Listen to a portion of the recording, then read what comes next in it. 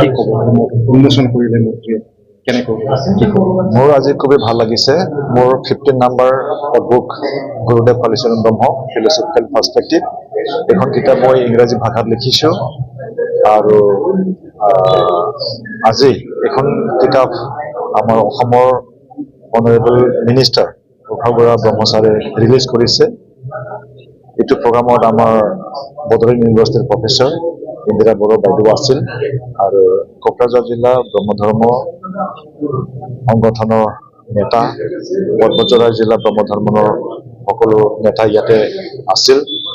মোৰ খুবেই ভাল লাগিছে আৰু আমি কি বিষয়ক আপুনি সামৰি লৈছে এখন কিতাপত স্পেচিয়েলি মই গুৰুদেৱ কালীচৰণ ব্ৰহ্মৰ ফিলচফি, জীৱনৰ ফিলচফিৰ আৰু ধৰ্মৰ ফিলচফি কি বা গুৰুদেৱ কালীচৰণ ব্ৰহ্মই কেনেকৈ এনালাইজ কৰিছে, আমাৰ জীৱন কেনেকুৱা হ'ব লাগে, ধৰ্ম কেনেকুৱা হ'ব লাগে, এইটো লৈ মই কিতাপখন লিখিছোঁ। খুবেই কষ্ট হৈছে কাৰণ আমি বড়ো মিডিয়াম আমি পঢ়ি আহিছোঁ, ইংলিছত কিতাপ লিখা ইমান সহজ নহয় আৰু মই ৰেফাৰেঞ্চ লৈছোঁ 1994 পৰা মই কিতাপটো লাগি আছোঁ আৰু অলৰেডি মই 4খন কিতাপ মই লিখিছোঁ গুৰুদেৱ কালীচৰণ ব্ৰহ্মৰ ওপৰত।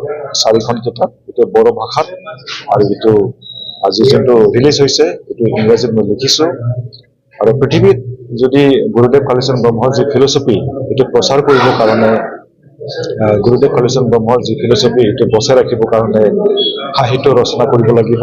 সাহিত্যৰ দ্বাৰা এইটো আমি প্ৰচাৰ কৰিব পাৰিম, এইটো মই বিশ্বাস কৰোঁ। আৰু আজিৰ দিনত অনাৰেবল মিনিষ্টাৰ ছাৰ প্ৰভাৱ বৰা ব্ৰহ্মচাৰে মোক ইনস্পিৰেশ্যন দিছে আৰু আমি কেনেকুৱা নেশ্যনেল লেভেল ইণ্টাৰনেশ্যনেল লেভেলত গুৰুদেৱ কালীচৰণ ব্ৰহ্মৰ ফিলচফিটো প্ৰচাৰ কৰিব পাৰিম বা লৈ যাব পাৰিম, ইয়াৰো আমাক এটা এডভাইচ দিছে আৰু ছাৰৰ এডভাইচটো লৈ আমি কাম কৰি যাম। আৰু আজিৰ দিনত মই সকলোকে ধন্যবাদ দিছোঁ কোকৰাঝাৰত মোৰ কিতাপখন ৰিলিজ কৰিবৰ কাৰণে, কোঅপাৰেশ্যন দিয়াৰ কাৰণে, আৰু স্পেচিয়েলি কোকৰাঝাৰ জিলা ব্ৰহ্মধৰ্ম কমিটি আৰু পৰ্বতজৰা জিলা ব্ৰহ্মধৰ্ম কমিটি তেখেতসকলক ধন্যবাদ জনাইছোঁ।